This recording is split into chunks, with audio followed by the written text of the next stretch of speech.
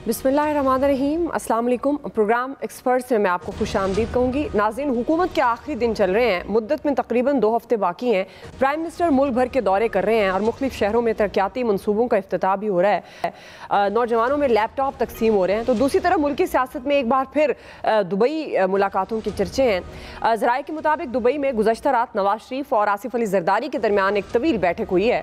इत्तलात ये भी हैं कि दोनों रहनुमाओं के दरमियान मुल्क में मुआशी एमरजेंसी और इलेक्शन को 6 माह के लिए मौखर करने के इम्कानात पर गुफ्तगू की गई है। मुलाकात में निगरान वज़ीर आज़म के मामले पर भी मुशावरत की गई है।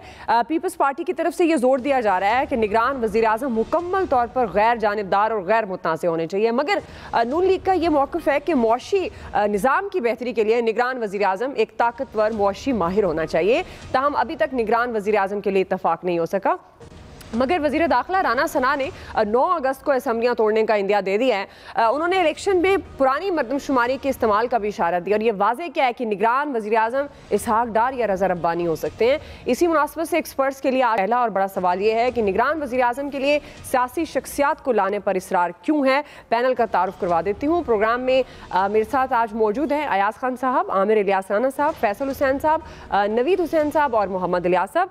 मैं आप सबको खुशामदीद कहूँगी। अयाज साहब, मैं आपसे आगाज़ करूँगी, चूँकि पहले भी सऊदी अरब और दुबई में मुलाकातों का बहुत चर्चा रहा। एक बार फिर अब ये दुबई में मुलाकातें जो हैं वो ज़ेरे बहस हैं। गो कि नून लीग और पीपल्स पार्टी की तरफ से मुलाकातों की पहले भी किसी किस्म की कोई उन्होंने नहीं माना था तो अब भी वही है। आप किस तरह से देख रहे हैं कि दोनों जमातों का निगरान वज़ीर आज़म के लिए जो सियासी शख्सियात लाने पर इसरार है, पीपल्स पार्टी का मौक़िफ़ कुछ और था, अब राना सना ने रज़ा रब्बानी का कह दिया है, तो ज़ाहिर है इत्तेहादियों से बातचीत तो कोई ना कोई होती होगी। तो क्योंकि इसकी तो पहली जो कंडीशन ही यही है निगरान वज़ीर आज़म की, तो कि उसका किसी सियासी जमातों के साथ झुकाव ना हो, तो ये सियासी जमातें क्यों लाना चाहती हैं सियासी शख्सियात को निगरान वज़ीर आज़म? तो अब हमारी सियासत में लंदन और दुबई की बड़ी अहमियत है। ये देखें ना कैसा कमाल मुल्क है कि इसके फ़ैसले या लंदन में होते हैं या दुबई में होते हैं। पाकिस्तान में फ़ैसले बहुत कम होते हैं, लेकिन मुझे लगता है कि निगरान वज़ीर आज़म का फ़ैसला लंदन या दुबई में नहीं होगा। ये गालिबन पाकिस्तान में होगा इसका फ़ैसला। और जहाँ तक आप बात कर रही हैं कि पॉलिटिकल वो पर्सनालिटी लाना चाह रहे हैं, देखें ये निगरान की मुझे तो खैर समझ ही नहीं आती कि निगरान आप क्यों रखते हैं, निगरान वज़ीर आज़म या वज़ीर आला, क्योंकि इससे फ़र्क कोई नहीं पड़ता। पंजाब में जो तजुर्बा है आपके सामने है कि वो कितनी गैर जानिबदारी यहाँ आपको नज़र आ रही है। मरकज़ में भी इसी तरह का मामला होगा, कोई गैर जानिबदारी उस तरह से होती नहीं है।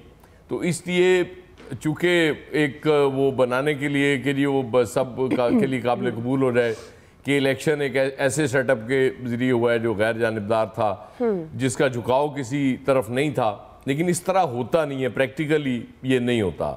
तो बेहतर तो यही है कि उसी प्राइम मिनिस्टर जो सिटिंग प्राइम मिनिस्टर है, गवर्नमेंट चली जाती है, वही इलेक्शन करा दे और उसके बाद इक़्तिदार हवाले कर दे।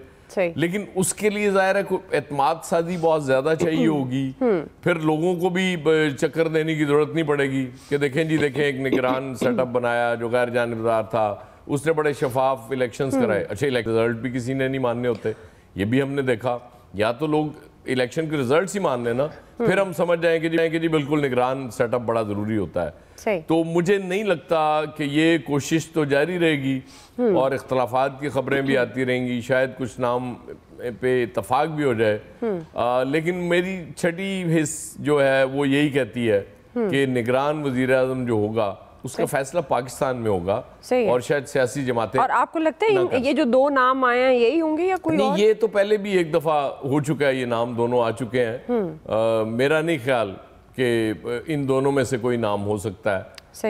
एक तो इसहाक डार साहब है, रज़ा रब्बानी साहब पे तो शायद जरदारी साहब भी इत्तफाक न करें। मज़े की बात ये